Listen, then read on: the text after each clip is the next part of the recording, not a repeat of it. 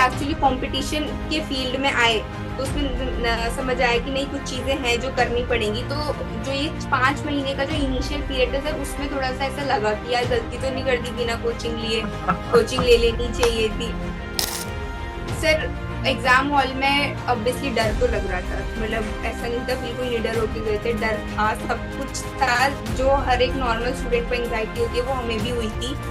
वो सिर्फ उस पेपर के टाइम वाला फेज होता है कि वहाँ पे आप एंजाइटी कैसे झेल जाते हो, वहाँ पे अपने आप को कैसे प्रेशर में आप अपने नॉलेज को पुट ऑन कर देते हो, वो उस चीज का सारा खेल हो जाता है।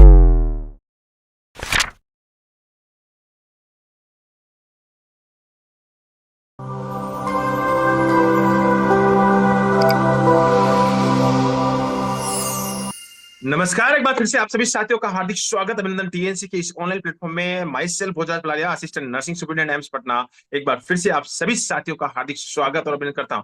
आज हमारे साथ एक ऐसे टॉप रैंकर्स जिन्होंने ली एक बहुत ही जबरदस्त सफलता और पहले ही अटेम्प्ट के अंदर बहुत ही शानदार तरीके से एक बहुत ही बड़ा अचीवमेंट हासिल किया है।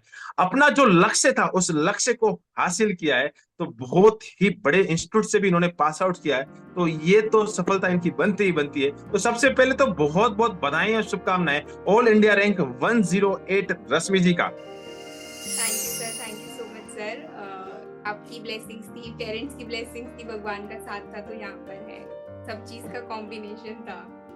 बहुत ही जबरदस्त, पेरेंट्स की blessings is the very very important, सबसे टॉप में वही रहती है। और गुरुजनों का जब आशीर्वाद हो तो 101% रैंकर्स बना ही बना जाता है। आज हम आपसे बहुत सारी चीजें पूछने वाले हैं। आज आपका इंटरव्यू होने वाला है और इस इंटरव्यू के अंदर हम बहुत सारे चीजें जानेंगे कि किस प्रकार से आपने पहले ही बार में, एक ही अटेम्प्ट में इतना बड़ा अचीवमेंट हासिल कर लिया बिना किसी ऑफलाइन कोचिंग के। आपने जब आप कंटिन्यूसली पढ़ रहे थे तो इतना बड़ा अचीवमेंट हासिल कर लिया। आज आपसे बहुत सारे राज हम जानने वाले हैं, इतना बड़ा सिलेक्शन किस प्रकार से आपने ले लिया। बहुत सारे बच्चे इस समय टॉपर्स के राजदान है। बिल्कुल बिल्कुल बिल्कुल। तो सबसे पहले इस इंटरव्यू की शुरुआत करने वाले हैं आपके अपने इंट्रोडक्शन से।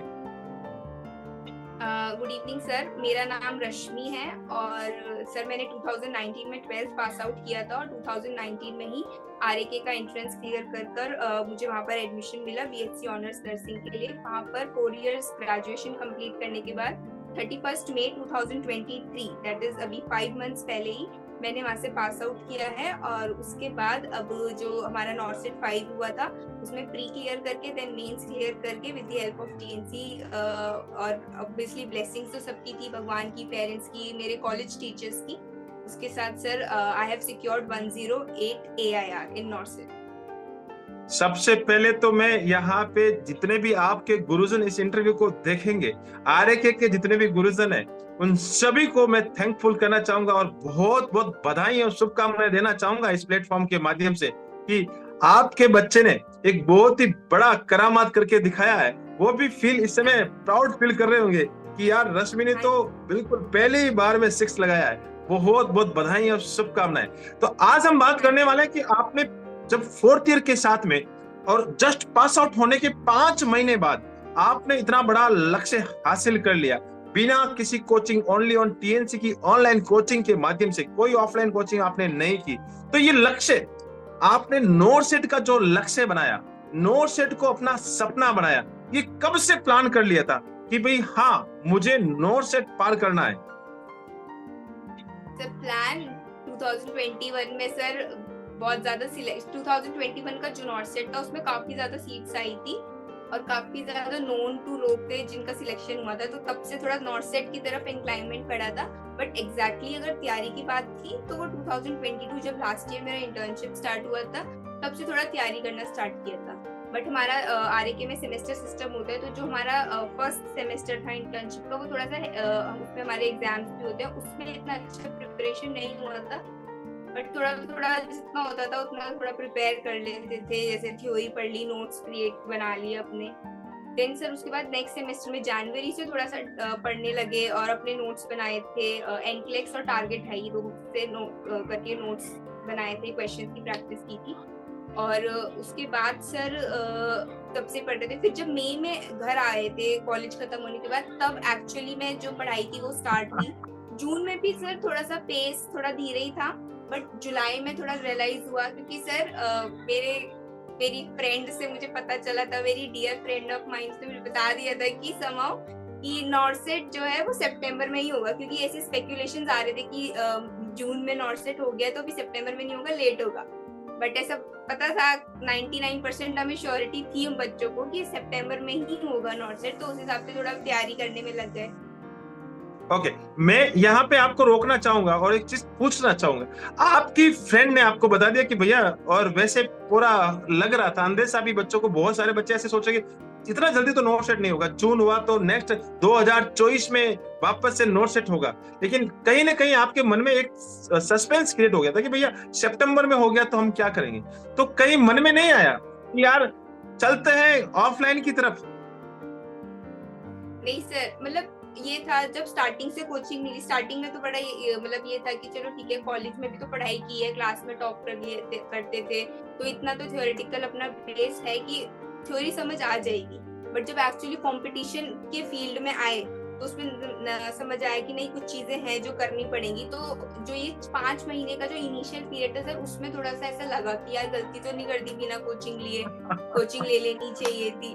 बट नहीं, फिर उस टाइम पे ये सोचा कि अब तब नहीं ली कोचिंग तो अब तो बिल्कुल नहीं लेनी, क्योंकि अब 2-3 महीने रह गए हैं, अब अपना वो पेस नहीं बिगाड़ना है, जो चल रहा है उसी के हिसाब से चल रहा है। फिर सर ओके, ऑफलाइन का विचार आपके माइंड में बिल्कुल भी नहीं आया। तो टीएनसी के साथ जो आपने ज्वाइनिंग, टीएनसी की ज्वाइनिंग, मैं सीधा बोलूं कि टीएनसी के साथ आपका कब से जुड़ा हुआ, और टीएनसी के बारे में आपने कब से स्टार्टिंग फेस कर लिया? सर वैसे मैंने किसी और से पूछा था, तो उन्होंने मुझे कोई दूसरी क्या कहते हैं टेस्ट सीरीज के लिए ऐप सजेस्ट किया था। बट मेरी एक जो मेरी इंटर्न थी, मेरे से 3 साल सीनियर थी कॉलेज में, मैंने उनसे सजेशन मांगा था, तो उन्होंने मुझे आपका सजेशन दिया था, आपका फोन नंबर भेजा था कि उन्होंने 2020 में अपना नॉर्सेट जब दिया था तो यहाँ से प्रैक्टिस किए थे क्वेश्चंस डेली। तो तब फिर मैंने 10 जुलाई को सर मैंने टीएनसी ज्वाइन किया था। ओके, आपको तो सारी डेट याद है, बहुत ही जबरदस्त। पासिंग कब है मैं तो भूल ही गया था कि 10वीं कब पास हुआ, 12वीं कब पास हुआ, उसके बाद डिग्री कब आई, सब कुछ भी याद नहीं है। लेकिन डेट के मामले में आप बड़ा एकदम बिल्कुल पक्का याद रखती है कि हाँ, इस तारीख को मैंने ये किया था। तो आपने जून जब नॉर्थ सेट क्लियर हुआ, उसके बाद आपने जो आपके सीनियर से, उनसे आपने सलाह ली कि भैया मुझे कहाँ पे जाना चाहिए। किसी और ने बहुत सारे मार्केट में अवेलेबल से, उन्होंने अलग अलग तरीके से सजेस्ट किए होंगे, लेकिन आपने सोचा नहीं, टीएनसी के साथ चला जाए, और आपने सीनियर्स की सलाह मान के बहुत ही जबरदस्त डिसीजन लिया। अब मैं पूछना चाहूंगा, टीएनसी का कौन सा प्लान आपने ज्वाइन किया था? सर कॉम्बो प्लान था, उसमें एमसीक्यू रैशनल्स और उसमें डेली क्वेश्चंस जो थे 6 मंथ्स के लिए, वो मैंने परचेज किया। गुड, आपने कॉम्बो प्लान ज्वाइन किया था, जिसमें आपने ये तो मन बना लिया था कि भैया थ्योरी तो मेरी बहुत परफेक्ट है, अब मुझे क्वेश्चन प्रैक्टिस और वीडियो रेशनल्स की जरूरत है। तो उसके लिए आपने टीएनसी का कॉम्बो प्लान सजेस्ट लिया था, और उसी के साथ आप लगातार आगे बढ़ते गए। अब मेरे सवाल आपसे ऐसे ऐसे सवाल आने वाले हैं जो कि हर बच्चे के मन में चल रहा है, और वो क्वेश्चन मैं आपसे निकलवाना चाहता हूँ। और वो क्वेश्चन, सबसे पहला क्वेश्चन ये है कि भैया आपने शुरुआत तो कर ली थी, आप बिल्कुल मेहनत करने लग गए थे। अब मुझे ये बताएं कि सबसे पहली बार जब एक टीएनसी के साथ आपने एग्जाम दिया था तो कौन सी रैंक आई थी? सर मतलब थोड़ा सा ये है कि कॉन्फिडेंस, मतलब ना इस चीज का कॉन्फिडेंस था कि मेरी थ्योरी परफेक्ट है, और ना मेरी थ्योरी परफेक्ट थी उस टाइम पे। मैं क्वेश्चंस भी प्रैक्टिस कर रही थी और साथ में थ्योरी भी कर रही थी, तो ये चीज है। सर पहली जो मैंने टीएनसी का, मैंने आपको बताया 10 जुलाई को मैंने परचेज किया था, तो उसमें मैंने इवनिंग का टेस्ट दिया, क्योंकि सर उस टाइम मुझे थोड़ा सा ऐप को समझने में थोड़ा टाइम लगा, कि मुझे नहीं पता था कि जो मॉर्निंग वाला टेस्ट होता है उसको हम बाद में भी दे सकते हैं। मैंने दोपहर में परचेज किया था, मुझे ये था कि मैं इवनिंग वाला टेस्ट ही दूंगी अब, तो मैंने इवनिंग वाला टेस्ट दिया था सर, यूरिनरी सिस्टम का टेस्ट था वो। तो उसमें मेरी रैंक आई थी, आउट ऑफ 17,000 स्टूडेंट्स मेरी रैंक 8,000 आई थी सर, 8,000 समथिंग रैंक। और सर उसी दिन रात को, मैं उस दिन ऐप को मैंने बहुत चलाया, मैं देख रही थी कैसे चलेगा, फिर मुझे समझ आया कि अच्छा ये टेस्ट जो अपलोड हो जाता है इसको रात में 11 PM तक हम कभी भी दे सकते हैं, और अपनी कन्वीनियंस के अकॉर्डिंग, तो उसमें कोई दिक्कत नहीं है कि मुझे सुबह ही देना, तो मेरा रह गया। तो मैंने कहा अच्छा चलो इस जो मॉर्निंग वाला टेस्ट था वो देते हैं। तो मैंने रात को बैठ के वो मैं मॉर्निंग वाला टेस्ट देने लगी। उसमें मुझे ऐप में कुछ टेक्निकल एरर मुझसे ही हो गया कि मेरे से गलती से 4 क्वेश्चन करने के बाद सबमिट हो गया वो मुझसे, और सर मेरी उसमें 17,000 बच्चों में से 16,000 रैंक आई थी। तो बट वो बड़ा सा पहले ही दिन का एक्सपीरियंस इतना खतरनाक रहा कि भैया रैंक तो पीछे आई, एक टेस्ट बड़ा सबमिट हो गया था, एक टेस्ट तो आपने प्रॉपर वे में रिनल वाला दिया था, तो उस दिन आपको नहीं लगा कि यार मैं कहीं बहुत पीछे तो नहीं हूँ और मुझे अभी ऐसी बड़ी गलती तो नहीं कर ली? सारे जो अपने क्लासमेट्स हैं वो तो बड़ी मेहनत कर रहे हैं, ऑफलाइन में बैठे हुए हैं, और मैंने जो डिसीजन ले लिया वो बड़ा गलत डिसीजन तो नहीं ले लिया? हाँ सर, पर वो ये ना कि डर के टाइम पे जो प्रेशर आता है वो प्रेशर कभी कभी पॉजिटिव आउटकम भी लेकर आ जाता है। तो वो ये डर तो ऑब्वियसली जो आपने बात बोली सेम ये डर तो था ही कि सब कर रहे हैं, कोचिंग है, ये है, वो मेरे पास नहीं है, गलत डिसीजन न ले लिया हो, तो इन सब का था। बट ठीक है, धीरे धीरे प्रैक्टिस किया, मतलब इवन प्री आने तक भी अच्छी रैंक भी आती थी, बुरी रैंक भी आ जाती थी। बट सर टचवुड मेरे मोटिवेटर्स मेरी लाइफ में काफी लिमिटेड मोटिवेटर्स थे during the preparation phase, but जो थे एकदम बेस्ट मोटिवेशन देते थे। मतलब ऑब्वियसली मेरे पेरेंट्स थे, मैं उनको शेयर करके कभी कभी परेशान हो जाती थी कि नहीं मेरी रैंक बहुत बेकार आई है। इनको मैं रैंक नहीं बताती सर, अपने पेरेंट्स को मैंने कभी अपनी रैंक नहीं बताई। चाहे मेरी अच्छी रैंक आ रही है चाहे मैं बेकार रैंक आ रही है, पर मैं उनको रैंक नहीं बताई। उनको इतना कि नहीं अच्छा नहीं जा रहा है, ये नहीं होगा, वो समझाते थे नहीं हो जाएगा तो चिंता मत कर, हो जाएगा, समझाते हैं। अपार्ट फ्रॉम मतलब फैमिली थी, फैमिली के मतलब कैसे कहते हैं कि रिलेटिव्स बड़े टॉक्सिक होते हैं, बट मेरी केस में तो सर मेरे रिलेटिव जो कि मेरे फैमिली मेंबर्स थे, कजन थे, काफी सपोर्टिव थे सब, ये था। और सर फैमिली के बाद आई गेस फ्रेंड सर्कल ऐसा होता है, प्रिपरेशन के टाइम पे कहते हैं कि फ्रेंड्स भी दूर हो जाते हैं, बट नहीं सर मेरे लिए तो टचवुड मेरी जो बेस्ट फ्रेंड थी वो मुझे कॉन्टिन्यूसली मोटिवेट करती थी। कभी मेरी रैंक जिस दिन कम आती थी मैं सिर्फ उसको बताती थी, मेरे साक्षी मेरे इतने कम आ गए, मेरी 40% आ गई, मेरे इतने कम रैंक। कुछ नहीं, तू कोई नहीं, तू सीख उनसे, तुझे गलती हुई है उनसे सीख। तो ऐसे मोटिवेशन मिलता था, तो लगता था कि नहीं हो जाएगा, कर लेंगे, धीरे धीरे कर लेंगे। बिल्कुल बिल्कुल, मैं तो ये कहूंगा कि डरने की जरूरत ही नहीं थी, क्योंकि आपके साथ एक ऐसा प्लेटफॉर्म खड़ा था जहां पे 20+ की एक्सपर्ट्स टीम आपके साथ थी, और टीएनसी है तो मुमकिन है, वो आपको बिल्कुल हम बोल के नहीं, हम साबित करके दिखाते हैं, और वो साबित बिल्कुल आपके साथ भी हुआ है, और बिल्कुल हम हमेशा मेहनत करते हैं। एक चीज मैं और जानना चाहता हूँ, जैसे आप बता रहे कि शुरुआत में मेरी टेलीग्राम पर आपका रात के टाइम अधिकतर मोटिवेशनल कोट्स आते थे, आपके मैसेज आते थे, तो उनको देख के भी थोड़ा होता था नहीं चल हो जाएगा, कर लेंगे, सर भी बोल रहे हैं हो जाएगा, धीरे धीरे ही होगा, एकदम से नहीं होगा, तो हो गया। ऐसा नहीं लगता था कि ये रात को क्यों जागते रहते हैं? नहीं सर ऐसा नहीं लगता था, पता था कि मेहनती टीम है हमारे पीछे तो हो जाएगा। क्वेश्चंस प्रिपेयर करते थे सर, आपके मैसेजेस ग्रुप में आते थे कि क्वेश्चंस प्रिपेयर कर रहे हैं ये इसके लिए, तो उस टाइम पे भी लगता था कि नहीं, जब वो लोग एक अच्छे वेल सेटल्ड लाइफ होने के बाद भी इतना कर सकते हैं, तो हम हमारे तो ड्रीम है वो जो हमें चाहिए, तो हम तो उस चीज के लिए जग सकते हैं, पढ़ सकते हैं। ओके, टीएनसी के कॉम्बो प्लान के साथ आप लगातार आगे बढ़ रही थी, तो मैं थोड़ा सा यहाँ पे वीडियो रेशनल्स के बारे में थोड़ा सा जिक्र करना चाहूंगा।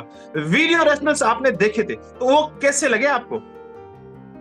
नहीं सर, वीडियो रैशनल्स काफी अच्छे होते थे। मतलब जैसे कोई क्वेश्चन है, जैसे जिसका आप थ्योरी भी उसमें आता था, थ्योरेटिकल पार्ट भी लिखते थे, और उसका साथ में वीडियो भी होता था किसी का, या किसी का दोनों चीज होती थी।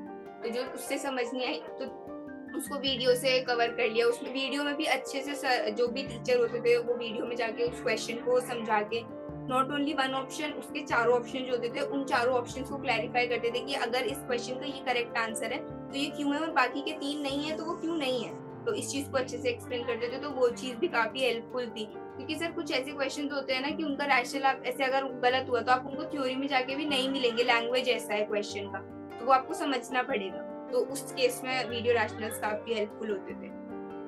बहुत बढ़िया। एक चीज मैं और जानना चाह रहा हूँ कि जैसे कि हर बच्चा एक बेसिक बुक्स को फॉलो करता है, पीआर पढ़ता है, टारगेट पढ़ता है, और ज्यादा से ज्यादा थोड़ा और दिमाग लगा ले तो एनक्लेक्स की तरफ बढ़ता है, एनक्लेक्स से भी मोस्टली साउंडर्स तक बढ़ता है, और ज्यादा दिमाग लगाए तो लिपिनगोड तक जाता है, और भी ज्यादा दिमाग लगाए तो 2-4 बुकें और ले आता है वो, क्योंकि मार्केट में पीडीएफ तो बहुत सारी है, तो मार्केट की पीडीएफ ले आता है, बहुत सारी चीजें करता है। तो ये बताएं कि आपने कौन कौन सी बुक्स पढ़ी? सर मैं पूरे इंटरव्यू में ना सिर्फ इस क्वेश्चन के लिए ही मेरे को ये था कि मैं जो बोलूंगी ना वो मानेंगे नहीं। बट सर मैं एक्चुअली बताऊं, मेरे पास सिर्फ 2 किताबें थी। मेरे पास एनक्लेक्स थी, मेरे पास टारगेट हाई थी।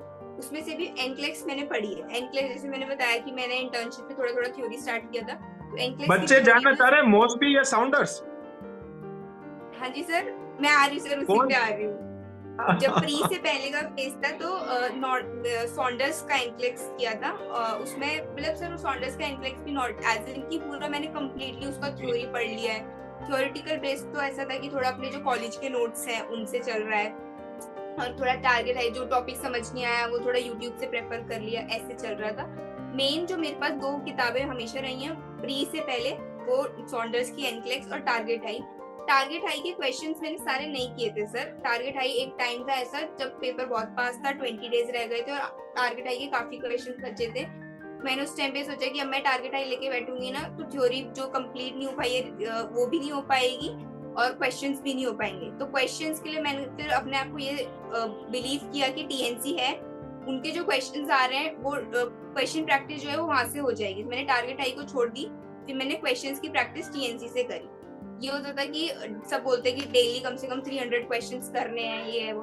तो सर मेरे को लगता था मैं क्वेश्चन प्रैक्टिस अलग से लेके नहीं बैठती थी। मॉर्निंग का एक टेस्ट आता था उसमें 100 क्वेश्चन होते थे, एक आफ्टरनून में टेस्ट आता था उसमें 100 क्वेश्चन होते थे, एक इवनिंग का टेस्ट आता था उसमें 100 क्वेश्चन होते थे। 300 क्वेश्चन तो एज इट इज यही हो जाते थे, तो इसके अलावा तो कुछ है ही नहीं तो क्वेश्चन प्रैक्टिस, तो उसके अलावा मैं बिल्कुल थ्योरी बिल्कुल। कर लेती थी सर। ओके, मेरा एक सवाल है, बहुत ही जबरदस्त सवाल है। बहुत सारे बच्चे बुकें पढ़ते हैं, टीएनसी खुद से क्वेश्चंस क्रिएट कर देती है, तो कभी कभी ऐसा लगता नहीं था कि ये टीएनसी वाले भी क्या यार इतने क्वेश्चन कहाँ से ले आते हैं?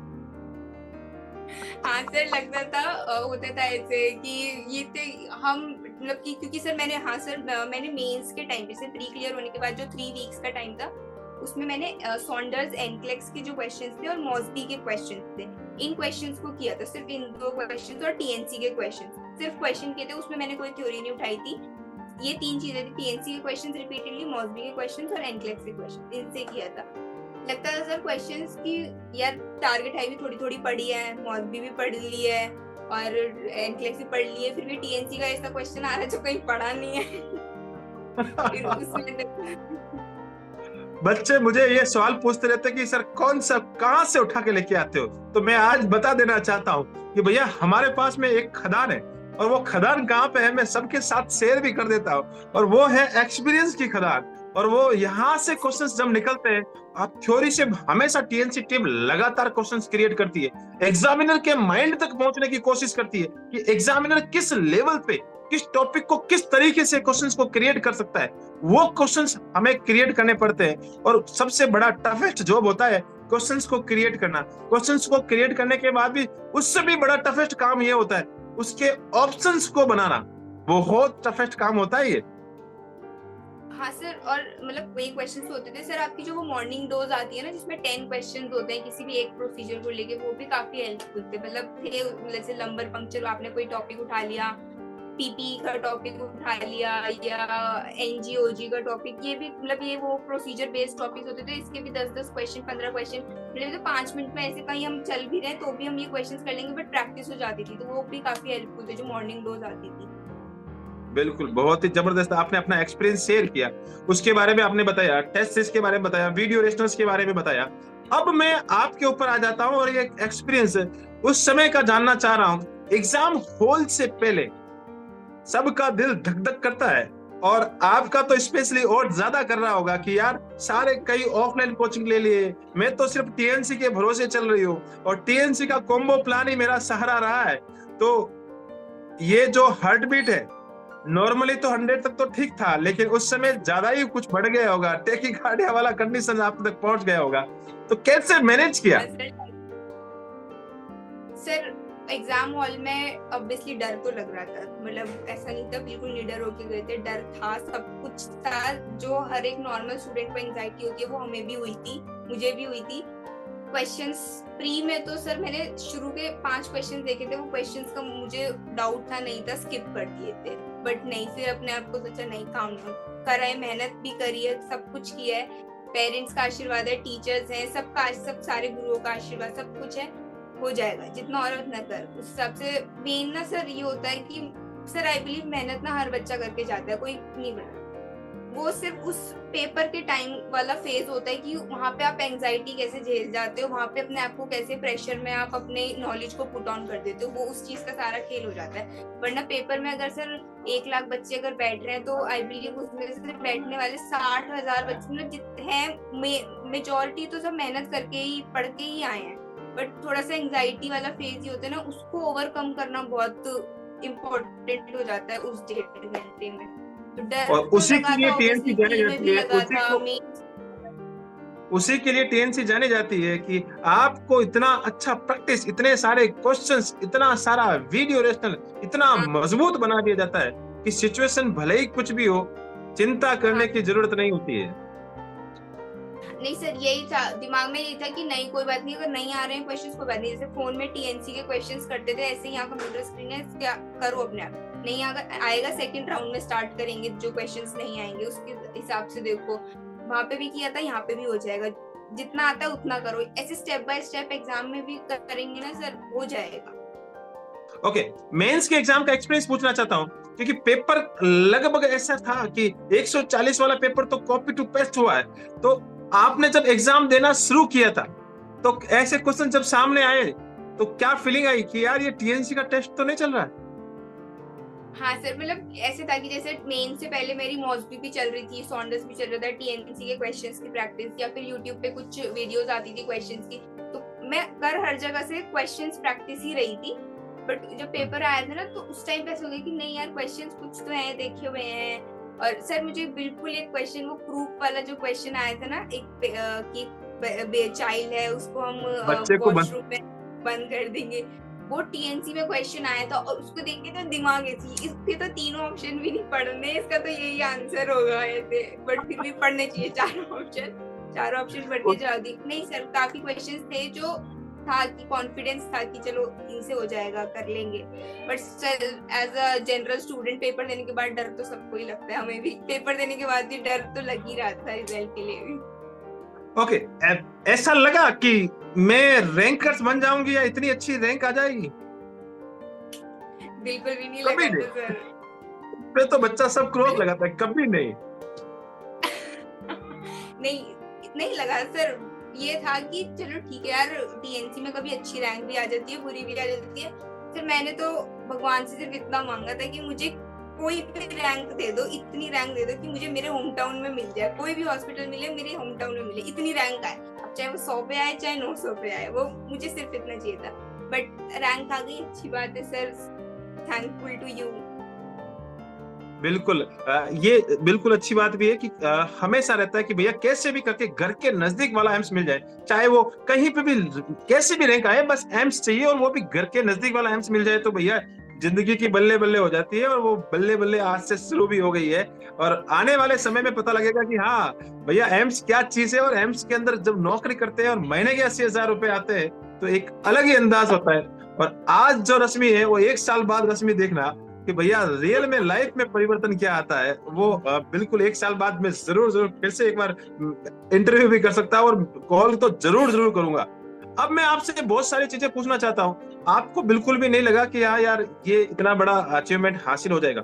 जब रिजल्ट आया, रिजल्ट देखा, तो रश्मि ने भी अपना रिजल्ट देखा या किसी दोस्त को बोला कि यार देख ले? सर दोस्त को पहले से ही बोला हुआ था, रिजल्ट जो आएगा तू रिजल्ट भी देख लियो, तो मुझे भी देख लियो, तू अगर कुछ ऊंच नीच हो जाएगी।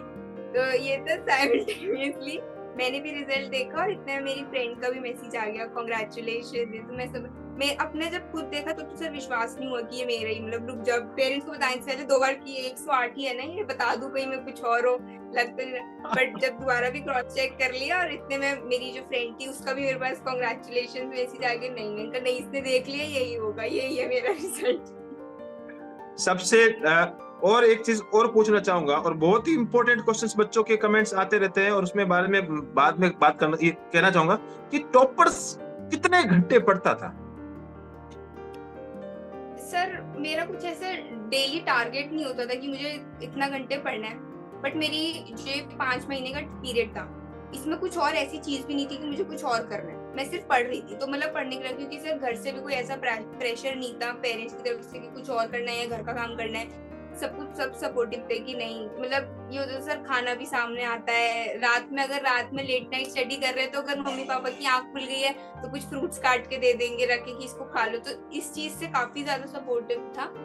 घंटे सर ऐसा होता था कि सर मुझसे अर्ली मॉर्निंग तो नहीं मैं पढ़ती थी, मॉर्निंग में मेरा 10:30 तक ही हो पाता था, दिन स्टार्ट लेट ही होता था, बट हाँ नाइट में टिल 2:30 तक मेरा जाता था। कभी तो इसका मतलब आप हमारी टीम में शामिल है, रात्रि चढ़ की टीम में शामिल है। हाँ सर।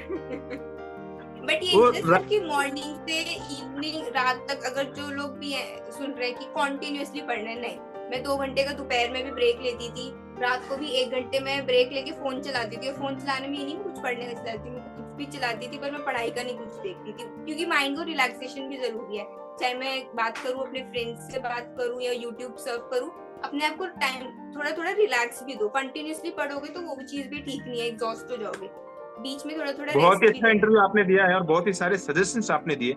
लास्ट में एक बहुत ही जबरदस्त क्वेश्चन है, आपके जूनियर्स इस इंटरव्यू को देख पा रहे हैं और जितने बच्चे इस समय first year, second year, third year और फोर्थ ईयर वाले बच्चे देख पा रहे हैं, वो सारे बच्चे ये चाहते हैं कि यार रश्मि ने अगर पहली बार में सिलेक्शन ले लिया है तो हम रश्मि से कम नहीं, और हम भी चाहेंगे कि पहली बार में टॉप रैंकर्स बने। तो वो बच्चे आपसे ही पूछना चाह रहे हैं कि भैया बताइए कि ऐसी कोई स्ट्रेटजी या ऐसा कोई टिप्स या ऐसा रामबाण दे दीजिए जो आने वाले समय में हम फॉलो करें स्टडी ग्रेजुएशन के टाइम से ही, और हम आप की तरह एक बहुत ही बड़ी रैंक को हासिल करें। तो उनको जरूर जरूर आप सजेशन दें। सर यही सजेशन है, मैंने कर लिया तो कोई मतलब ये नहीं कि सर मैं कोई अलग से कुछ था, आप मैंने करा है, आप लोग भी कर सकते हैं, जूनियर सब कर सकते हैं। आप लोग जो भी अपना 4 साल पढ़ा रहे हैं ना कॉलेज में, उसको अच्छे से पढ़ो, वो टीचर्स जो पढ़ा रहे हैं कॉलेज में भी वो भी एक्सपीरियंस लेके बैठे हैं, वो आपको जो कंटेंट दे रहे हैं वो मोर देन इनफ है आई गेस, उसको अच्छे से पढ़ो और थ्योरी करो अच्छे से, और उसके बाद की जो बात आती है क्वेश्चंस प्रैक्टिस की, टेस्ट सीरीज की, कि एम्स जो नॉर्थ सेट या कोई भी एक आप एग्जाम दोगे उसमें क्या पैटर्न मिलेगा, उसके लिए टेस्ट सीरीज लो। आई गेस टीएनसी मेरे लिए बेस्ट रही है, और ऐसा नहीं मेरे लिए बेस्ट रही है, टीएनसी है बेस्ट, मैंने औरों से भी सुना है क्वेश्चंस का पैटर्न क्या, जो सब कुछ, जैसे आपका नॉर्थ सेट ही नहीं, आप यूपीपीएससी का अगर पेपर देते हो तो उसमें उसके हिसाब से क्वेश्चंस देते हो, केजीएमयू के अगर आपका टेस्ट सीरीज में उसके हिसाब से क्वेश्चंस आते हैं।